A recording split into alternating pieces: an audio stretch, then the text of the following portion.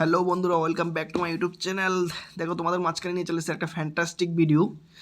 দেখো, ডিসেম্বর আসলে তো সবার একটা ঘোরাঘুরির ইচ্ছা হয়, তাই ওই ইচ্ছাতে আমিও ঘুরতে বেরিয়ে গেলাম বন্ধুদের সাথে একটা ছোট্ট করে অরুণাচল ট্রিপ। আর অরুণাচল জায়গাটা বন্ধু এত ভালো, এত একটা ঘোরার জায়গা, মানে ইন্ডিয়ার মধ্যে বেস্ট প্লেস। তোমরা যদি চাও ইন্ডিয়াতে সব কিছু পেয়ে যাবে, জল, বায়ু, আলো, হাওয়া, বাতাস, পাহাড়, এভরিথিং। মানে ইন্ডিয়া না এক ধরনের জান্নাত বলতে পারো তোমরা, ঠিক আছে? তো সেরকম একটা ছোটো মোটো জান্নাতে চলে গেলাম, দিয়ে সেখানে এনজয় তো করেছি বন্ধুদের সাথে। মানে এত ভালো জায়গা না, সিরিয়াসলি।